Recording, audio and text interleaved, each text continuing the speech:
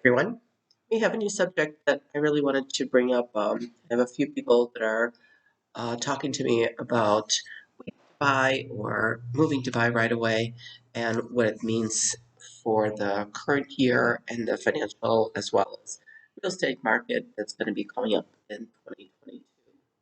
So I wanted to discuss and I wanted to review some of the things that I'm hearing about and reading and kind of put it all together into one video for everyone to be able to reference and see is it time for them.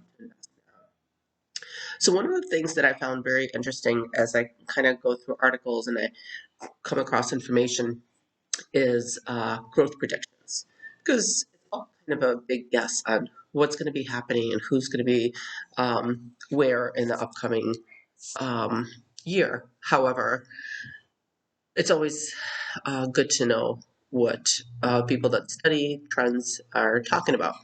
So one of the trends that I read about was from Goldman Sachs, and their housing growth prediction is 16% for the upcoming year. Zillow, a little bit more conservative with 12%, and then Fannie Mae is at 7 and just over 7%. And what we find interesting is that typically 7% is what we would consider good year over year for us in the last several years.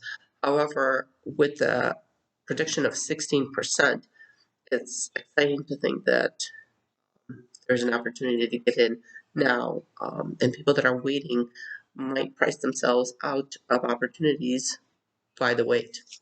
So, what made me then think further is to look into why the growth. Where's the growth coming from? And one of the big trends that I found are millennials. So there's another thing that we can blame on millennials, and that's the fact that, well, um, they are getting into the age where they're having families, one kid, two kids, dog, and they realize they need a bigger place. And enough of them are coming into that age right now that they're going to be first time home buyers. We saw a huge spike within the last year where they said, well, we have an opportunity. We're going to be working from home. We're going to be doing more from home. Let's invest now and jumping in. But now there's a huge trend of that tail and of that same generation that is still coming into that buying bracket. First time home buyers absolutely exploding, 32% growth, and we're not seeing that slow down at all. Then there were things that I wanted to look at into 2022 and what's going to be changing and what's going to be different to allow for the market to change. One huge thing is forbearance programs. Well, everybody was all concerned when COVID first started and forbearance began, and everybody's saying, well, people are going to lose their jobs. People are not going to pay back their forbearance. However, it ended up working even better than what the government had hoped it was going to work as. And people are getting out of forbearance, paying it off, and there's not going to be that huge influx of houses that we saw with people losing their properties back in 2008 and that market crash. However, now we're seeing stability and people staying in their homes or upgrading to bigger homes because theirs are worth so much more and being able to pay out that debt. So that's great. What is further demand from? Other than the first time home buyers, people being able to upgrade their homes because they are able to get money, more money out of it than they ever thought their house was going to grow.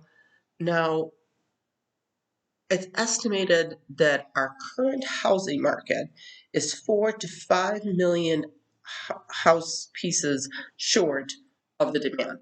So, where we predict buying is going to come in, we're still short. And to make that difference up, the prediction currently is that it would take between 8 and 11 years, depending on a couple of different factors. One great big factor is interest rates. When interest rates fall, obviously we can afford more house. So let's say you were able to, at 5% interest rate, able to afford $350,000 worth of house. Well, now interest rates have fallen 3.5%. you're able to afford $450,000 worth of house. So you're getting in at the same payment what you were able to get in 2 years before. So we're changing the market also in availability because we haven't had that build of new house builds in that market, and now that market is being brought out strong. It is expected that at 3 and 3.25% range, that's the point where the demand slows down. Um, there's prominent market analysis that project that we won't hit that number of 3 and 3.25% interest rate on mortgages probably for at least till the end of 2022. However, with inflation skyrocketing as much as it is at the moment, there is a good chance that the Fed will move and raise the interest rate a bit. So just to balance things out and keep things in the proper trajectory. With that, we might see the change come a little bit quicker. However, it won't be till at least middle, if not again tail end of 22. So that's all being worked out. And if you look at all those numbers, when is the time for you to sell? Should you be waiting to get in on um, a better market when prices fall?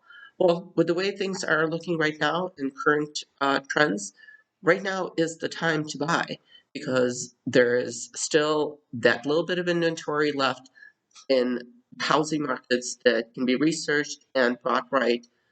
So I would be happy to get you more information, direct information about um, investment opportunities, depending on the market you're looking to get into. And I'd love to talk to you more about it. I'd love to hear your comments also, your predictions and what your thoughts on where the market will head and what you've been hearing. So please leave a comment, let me know, and I'd love to hear from you. Thanks.